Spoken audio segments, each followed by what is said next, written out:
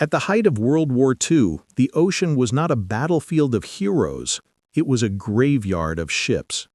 The Atlantic churned with wreckage as German U-boats prowled beneath the waves, tearing through Allied convoys with terrifying precision. Freighters carrying food, oil, and ammunition sank faster than they could be replaced. Britain teetered on the edge of starvation, and even the mighty American industry seemed too slow to save her. Victory, it seemed, was being lost not on the front lines, but in the shipyards. Then came one man who refused to accept the impossible.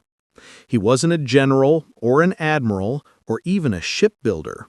He was a civilian, a builder of dams, bridges, and dreams. Henry J. Kaiser, a man with no naval experience, no shipyard of his own, and no time to waste. While others saw the crisis as hopeless, Kaiser saw a problem of production, not courage. He believed that ships could be built the way cars were built, not one at a time, but in a constant flow through organization, teamwork, and speed. The world laughed at him. Shipbuilding, they said, was an art, not a factory job.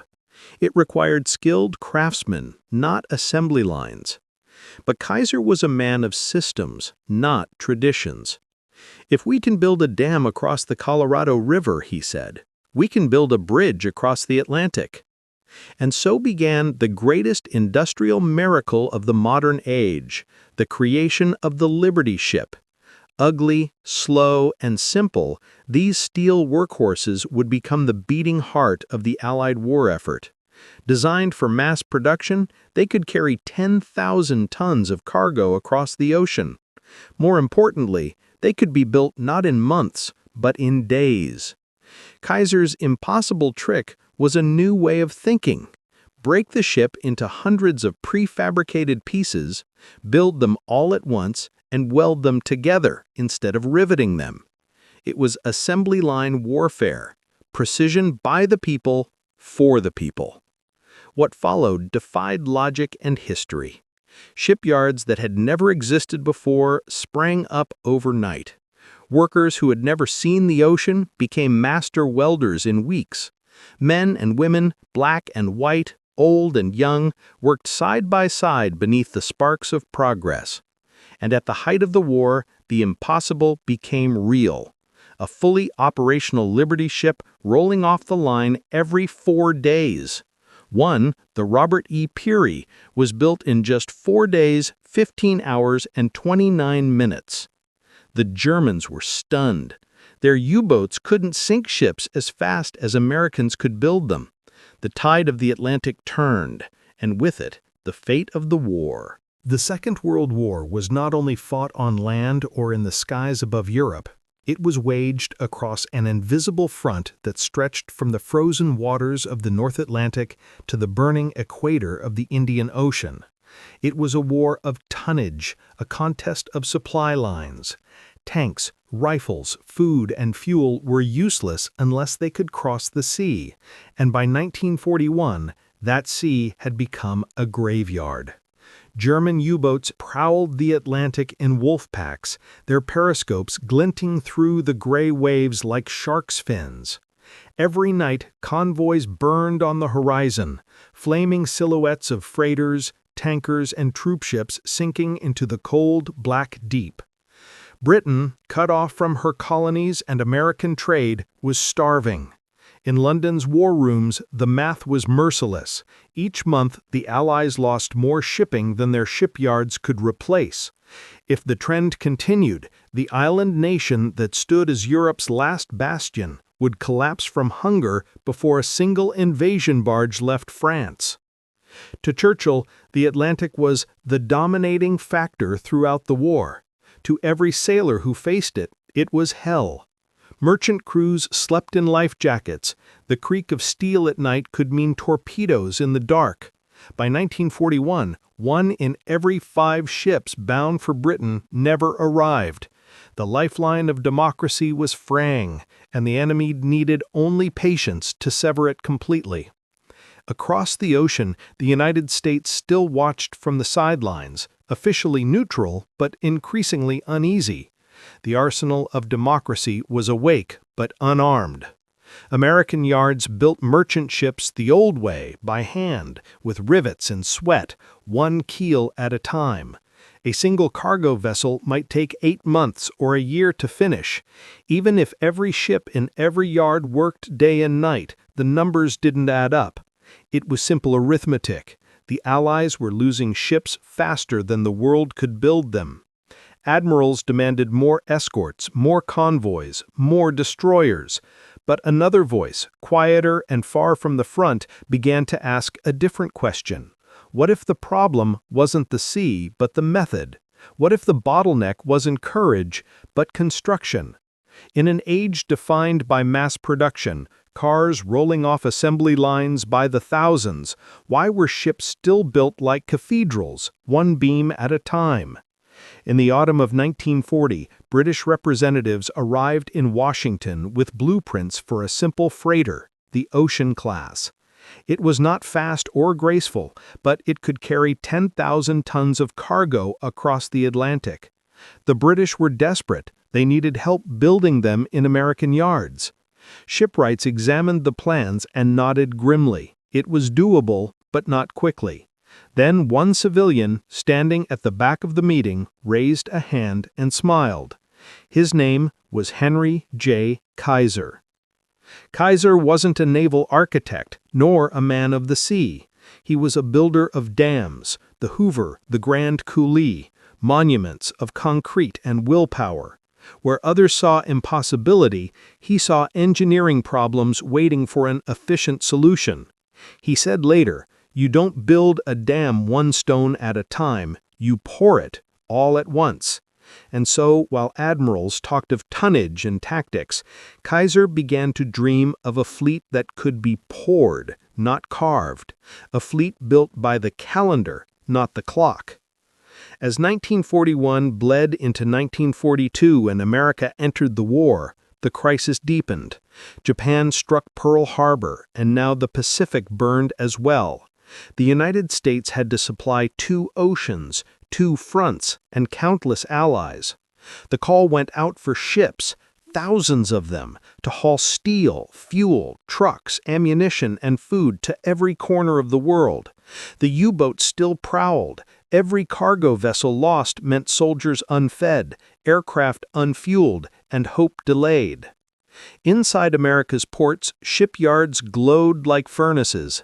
The air rang with hammer blows and the crack of rivet guns. But even working at full capacity, they could not meet demand. The old ways, wooden scaffolds, hand-fitted plates, months of labor by master craftsmen, belonged to another century. If the sea was to be won, shipbuilding itself had to change. That was the world's condition when Kaiser stepped forward, an ocean war being lost not by bravery or strategy, but by arithmetic. He looked at the Atlantic not as a sailor, but as an engineer, and saw the truth no admiral wanted to face. Speed would decide the war. The faster a ship could be built, the faster it could replace those swallowed by the deep. And so began one of the most astonishing transformations in human industry, the race to make ships appear as fast as they could disappear. Across America, new yards sprang up on coastlines that had never seen a launchway. Cities of cranes and welders rose overnight. Kaiser's dream began to take form in steel frames and molten sparks. Reporters scoffed that civilians couldn't outbuild the Navy. But on the waterfronts of Richmond, California, and Portland, Oregon, ordinary citizens, dockhands, farmers, housewives were about to prove them wrong. They didn't know it yet, but the tide of the Atlantic War was about to turn, not with guns or torpedoes, but with an idea. One civilian's impossible trick that would turn slow, fragile shipyards into roaring factories of victory. In a world drowning in destruction, Henry Kaiser was about to teach humanity how to build faster than it could be sunk. When the United States entered the Second World War after the bombing of Pearl Harbor, its factories rumbled awake like slumbering giants. Tanks, Planes and ammunition began pouring from assembly lines across the country.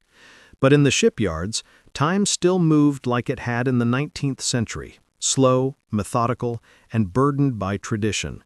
Shipwrights were craftsmen, not manufacturers. They built vessels one at a time, bending steel by hand, riveting plates one by one, shaping keels like sculptors. To them, speed meant carelessness, and carelessness at sea meant death.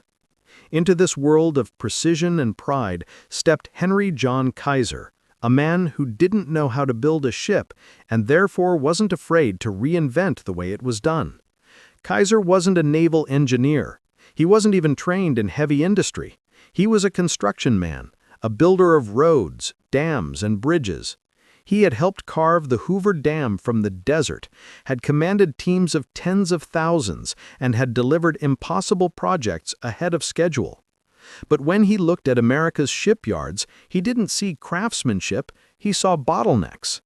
To Kaiser, the old methods were relics of an age when time was cheap. He believed that the sea could be outsmarted not through seamanship, but through systems. Where others saw the shipyard as a workshop, he saw it as an assembly line. You can't fight a 20th century war with 19th century methods, he told a skeptical Navy board in early 1942. We don't need shipwrights, we need production men. He wasn't wrong. By then, German submarines were sinking Allied merchant ships faster than the Allies could build them. Every week, the Atlantic consumed more than 500,000 tons of cargo. Britain was starving, its oil reserves dwindling, its factories desperate for supplies. Each sunken freighter meant fewer tanks in Egypt, fewer planes in Britain, fewer weapons on the front lines. The Allied High Command knew that unless someone found a way to build ships faster than the Germans could destroy them, victory itself might sink beneath the waves. The Navy and the Maritime Commission had plans for new shipyards, but progress was glacial. Bureaucracy moved slower than war. That's when Kaiser made his proposal, an audacious promise to build not just ships, but an entire fleet of shipyards. He would apply to ships the same philosophy that had tamed the Colorado River: break the job into parts, perfect each one, and make them flow like water. Kaiser's genius wasn't in invention, it was in organization.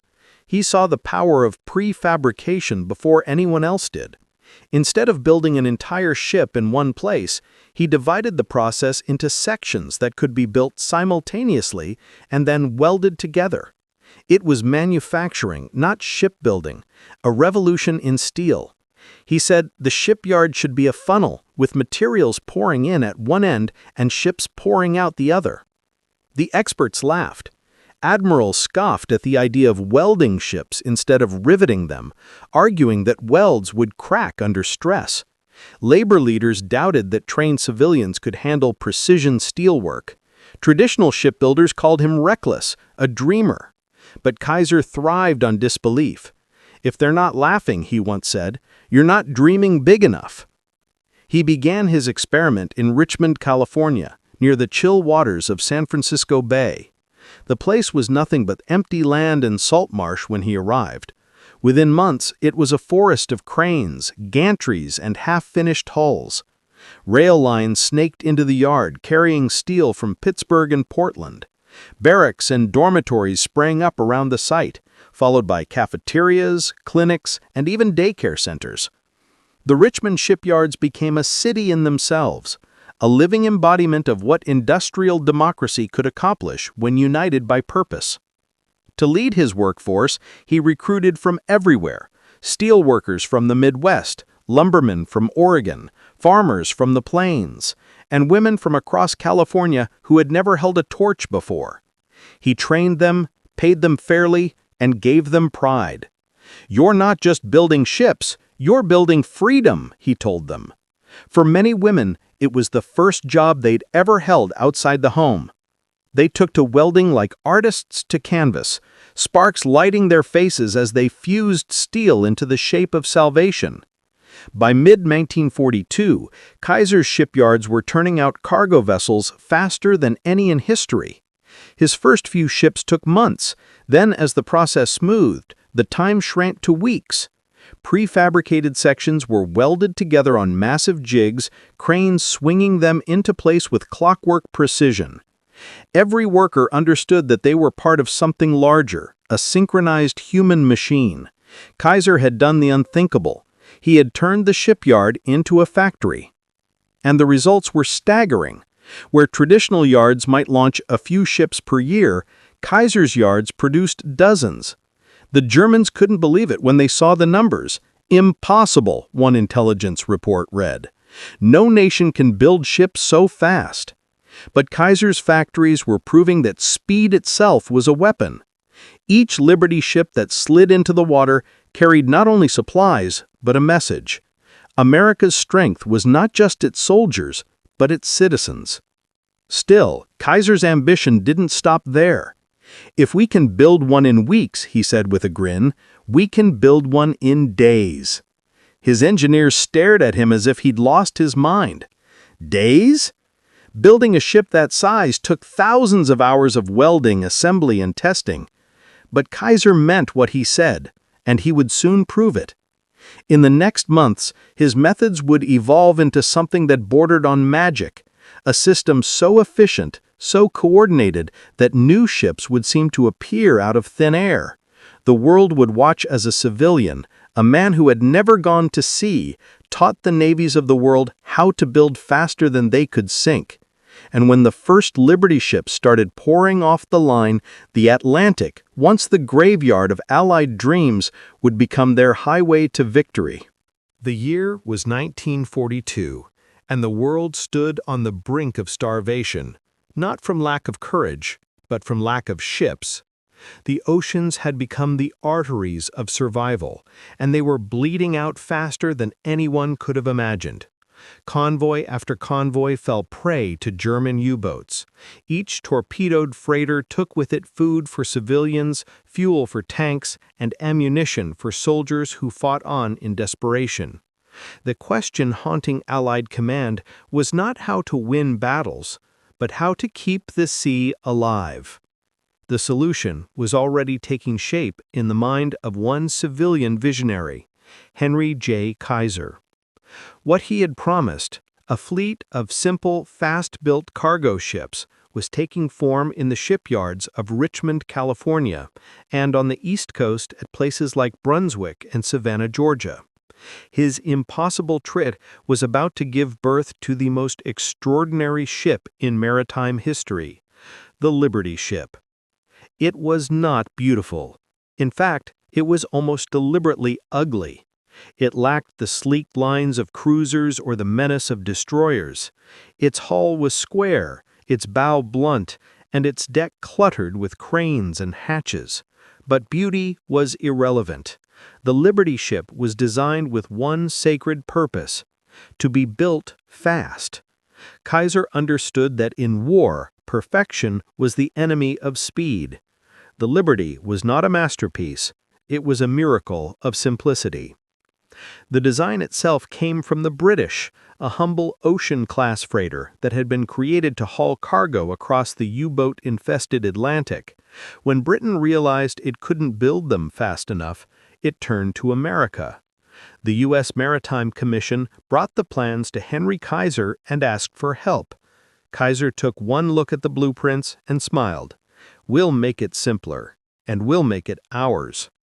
He handed the designs to his engineers, men trained not in shipyards, but in factories. Together they stripped away everything that slowed production, every curve that required hand-fitting, every rivet that demanded precision. Gone. In their place came straight edges, standardized panels, and prefabricated sections.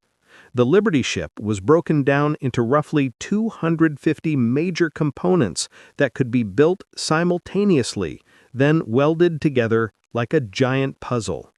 This was the revolution. For centuries, ships had been riveted, each hole drilled and sealed by hand. Riveting required teams of skilled craftsmen and took immense time. Welding, by contrast, was faster, cheaper, and more flexible. It could be done by ordinary men and women with minimal training. Traditionalists called it dangerous, claiming welds would crack in cold seas. Kaiser's response was simple: "We'll test it in battle." And so the new ships began to rise. Their skeletons grew not from the keel up, but from every direction at once. Frames, decks, and superstructures assembled in different yards, then brought together like organs of a living body. Cranes hoisted giant steel panels into place with the precision of surgery. Sparks danced like fireflies across the night sky as thousands of welders worked in unison. The sound of hammering rivets, once the heartbeat of shipbuilding, was replaced by the hiss and flash of molten arcs. At first, progress was slow. The workers were new, the systems untested, and the materials inconsistent. The first Liberty ship took more than 6 months to complete, but each launch taught a lesson, each bottleneck revealed a fix. Welding teams reorganized, assembly lines were retimed, blueprints were redrawn to eliminate wasted effort. The second ship took half the time, the third half again. The learning curve steepened until the impossible began to feel routine. The Liberty ship was 441 feet long, 57 feet wide, and capable of carrying 10,000 tons of cargo. It could cross the Atlantic at 11 knots, slow but steady, dependable, and armed with just enough anti-aircraft and deck guns to defend itself. Most important of all, it could be replaced faster than it could be sunk. When Kaiser announced his production goals, a ship every 4 days, even his allies doubted him. The press called it Kaiser's fantasy fleet, but the workers of Richmond and the other Kaiser yards took it as a challenge.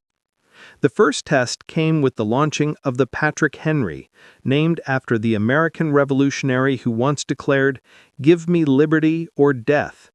It was a fitting name for the first of its kind, a vessel built to carry the freedom of nations across an ocean of war. On September 27, 1941, thousands gathered to watch it slide down the ways. Flags waved, a brass band played, and a bottle of champagne shattered across the bow.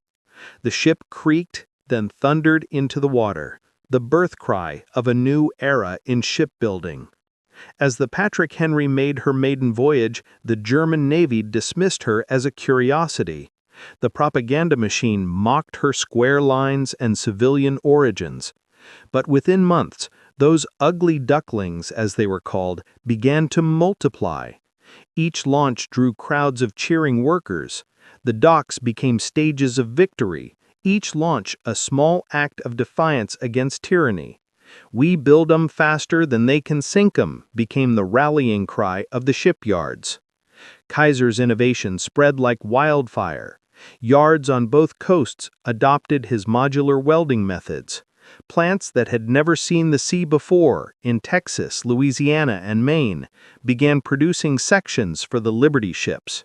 Trains hauled massive steel plates across the country, while women with welding torches worked side by side with men on the assembly lines. The shipyards never slept. Floodlights turned night into day, and the noise of construction echoed across the water 24 hours a day. By 1943, the results were staggering. Liberty ships were launching not by the dozen, but by the hundred. In that single year, 2,710 were completed, more than all Axis shipping combined. The Allies finally had their bridge across the ocean. Convoys thickened, supplies flowed, and the once dominant U-boats began to starve. Hitler's admirals could no longer keep pace with the flood of steel that Kaiser's dream unleashed.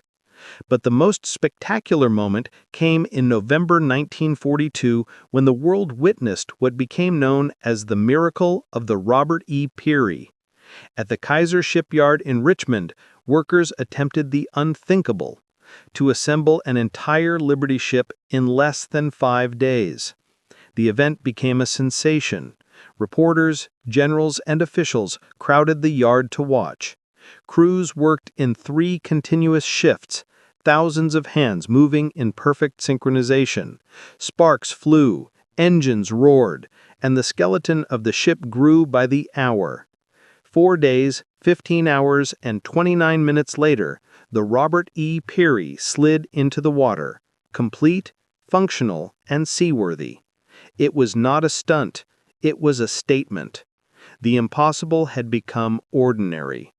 The ship was a physical declaration of what industrial democracy could achieve. The Germans, reading the reports, were speechless. One intelligence officer wrote simply, "This cannot be." But it was. The birth of the Liberty ship was not just a triumph of steel, but of imagination. It proved that innovation did not belong only to generals or scientists, but to ordinary people who dared to question tradition. Kaiser had taken the old rhythm of shipbuilding, measured in months, and turned it into a drumbeat of days. The war at sea would never be the same again. From that point forward, the Allies were not just fighting to survive, they were building to win. And with every new Liberty ship that took to the water, the tide of the ocean war turned a little further toward freedom. The Liberty ship was born from necessity, but it was perfected through an act of genius, an innovation so bold, so unorthodox, that even the engineers who built it struggled to believe it could work. It wasn't a weapon, a tactic, or a strategy.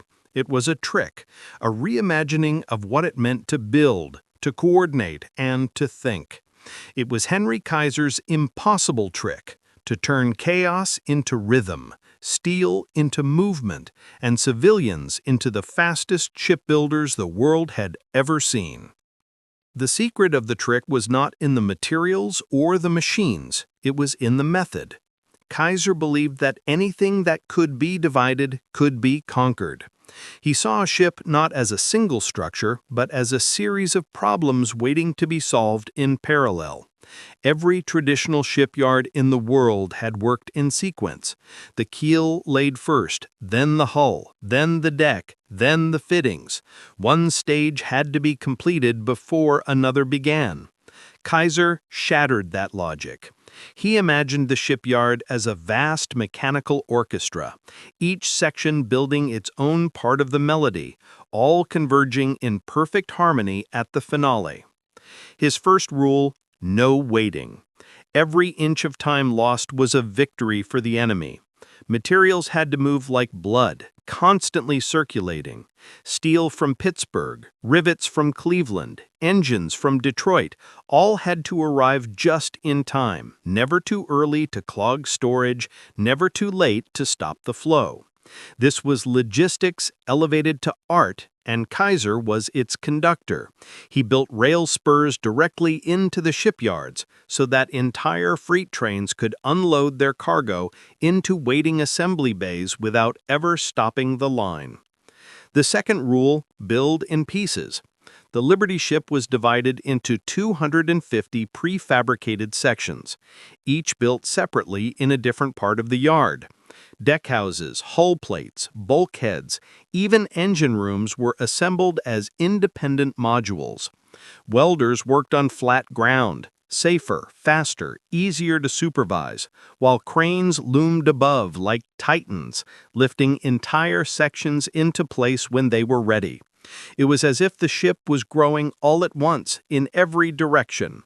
Each component was born ready to join the others, fitted to within fractions of an inch. What had once taken months of sequential craftsmanship now took days of simultaneous labor. And then came the most radical rule of all: weld, don't rivet. This single decision changed the course of shipbuilding forever. Riveting had been the pride of shipwrights for generations, strong, dependable, and tested by time. But riveting was slow. Each rivet required a team, one man heating, another hammering, a third holding the steel steady.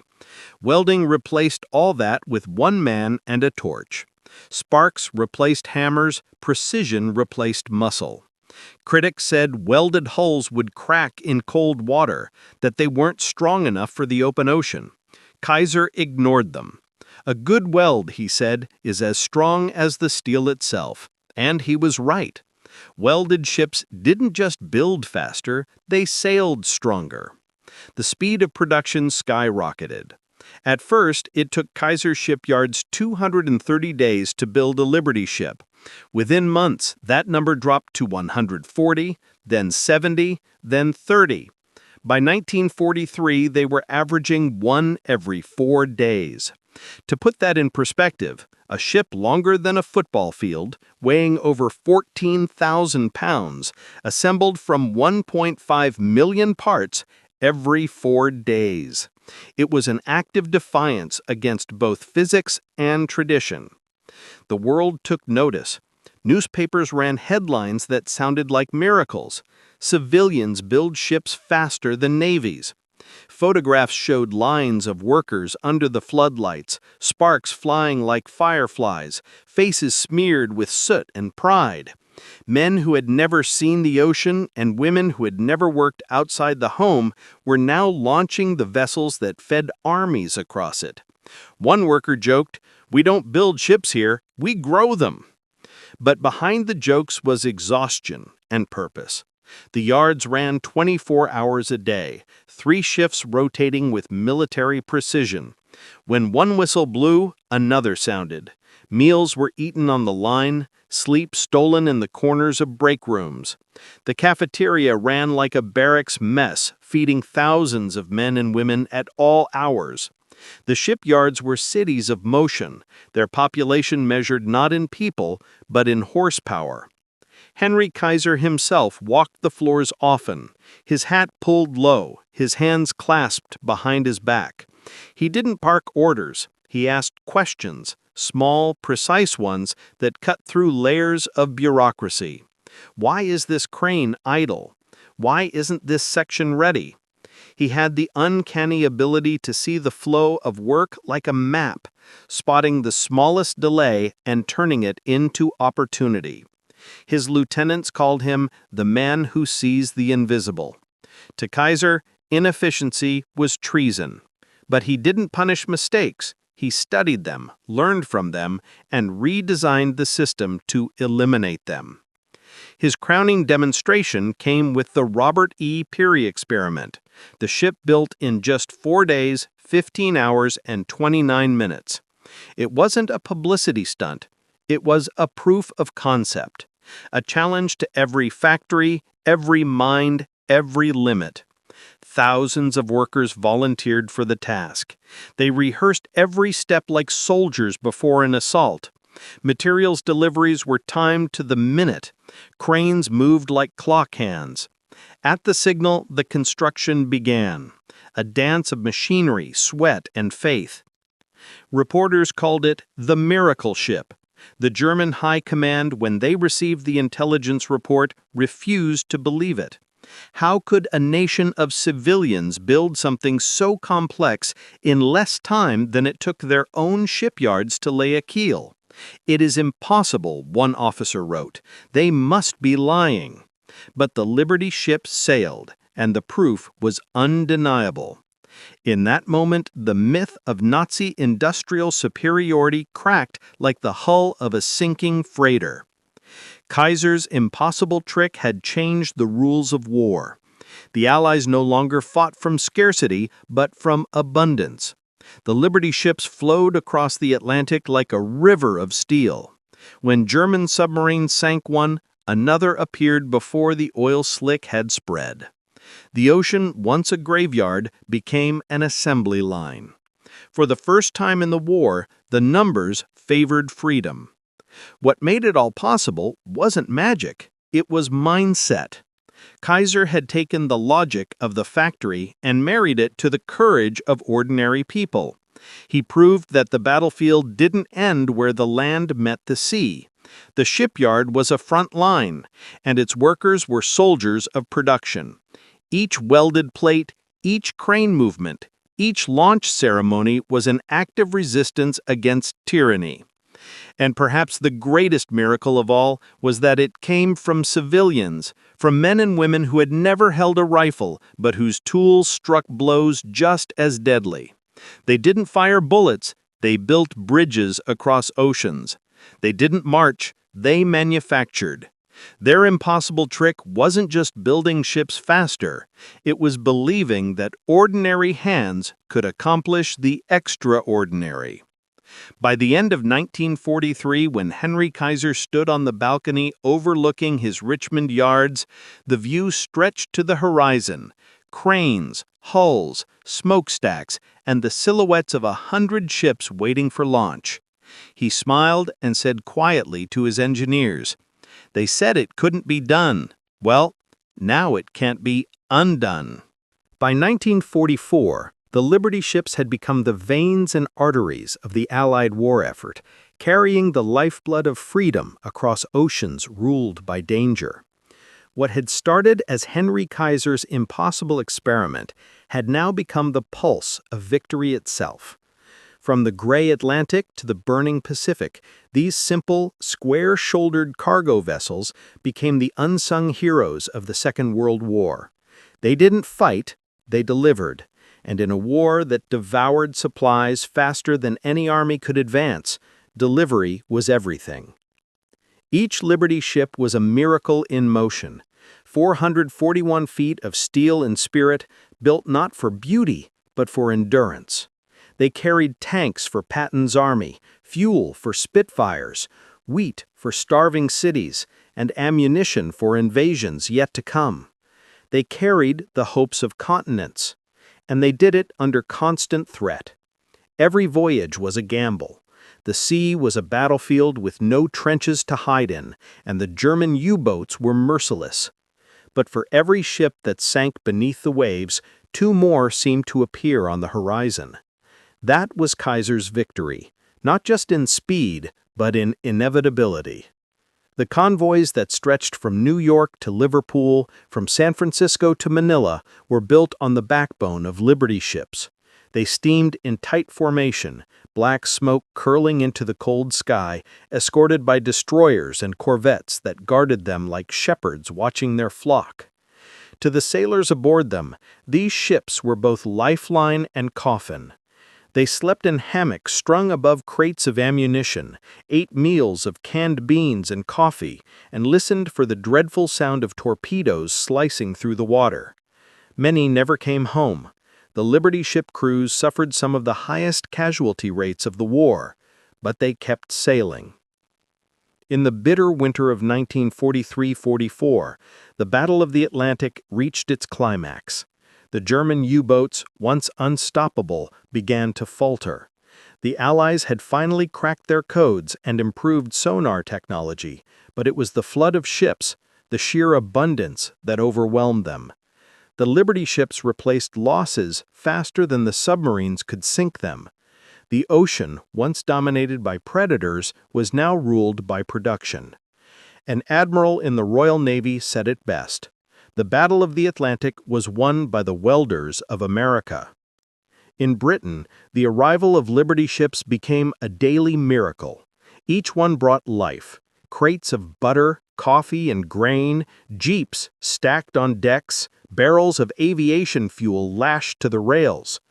Civilians cheered as they docked, their hulls streaked with rust and salt, their decks manned by exhausted but smiling sailors.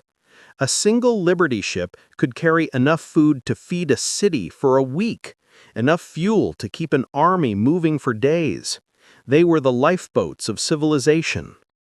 And when the time came for invasion, Operation Overlord, D-Day, the Liberty ships were there too. They carried the tanks, the ammunition, the landing craft, and the very steel that built the temporary harbors off Normandy's beaches. Without them, the largest amphibious invasion in history would have been impossible. The Liberty ships formed the invisible bridge between continents, the steady, unbroken chain that fed the war machine of freedom. And they didn't just serve in the Atlantic. In the Pacific, where distances stretched beyond imagination, they became the skeleton of a vast logistical empire.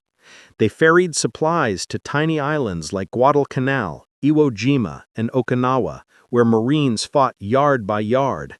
They brought fuel to aircraft carriers, medicine to field hospitals, and food to troops stranded on coral reefs. The tropical heat cracked their decks, and enemy aircraft strafed their convoys, but still they came, unglamorous, dependable, indestructible.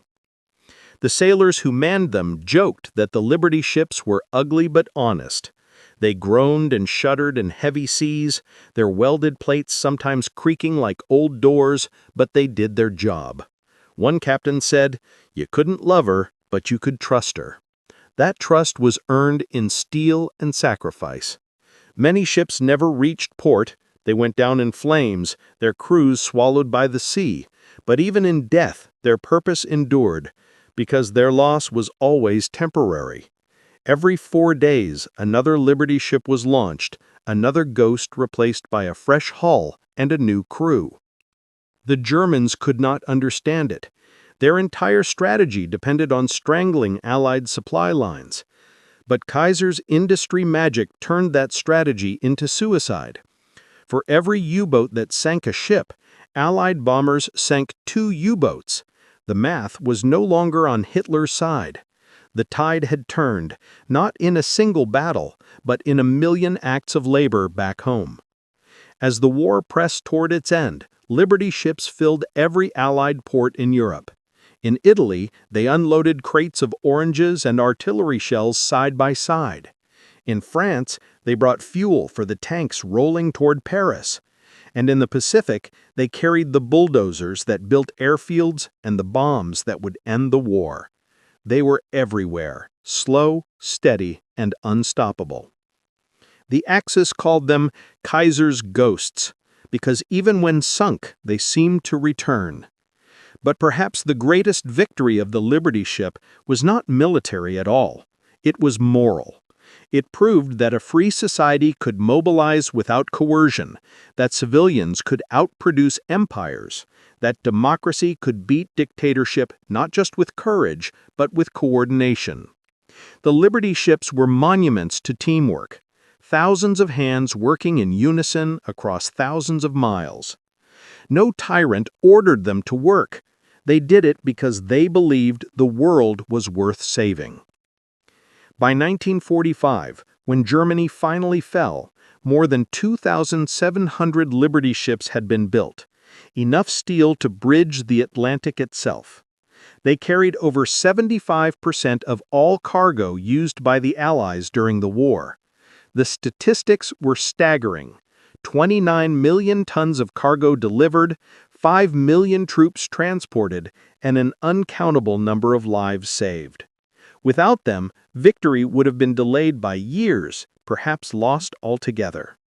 When the war ended, the Liberty ships came home, battered, dented, scarred, but triumphant. Some were scrapped, others carried on as merchant vessels. A few were converted into hospitals or floating supply deposits. Their work was done, but their legacy had just begun. Kaiser's ugly ducklings had proven that speed and simplicity could win wars, that mass production could be as decisive as any weapon. In Washington, a naval historian summed it up simply. The Allies did not win by building better ships. They won by building enough. That was the genius of Henry Kaiser. He had taken the art of shipbuilding and turned it into a science of survival. His Liberty ships didn't just carry cargo, they carried the faith that ingenuity could conquer destruction. As the sun set on 1945, one could stand on the docks of Richmond or New York or Liverpool and watch the Liberty ships lying at anchor, hundreds of them, their decks silent now, their flags drooping in the evening wind. The war was over. The world they had saved was beginning again. And in the quiet that followed, the welders, riveters, and shipwrights who had built them looked at their calloused hands and realized something profound. They hadn't just built ships, they had built victory. They had built hope. They had built the future.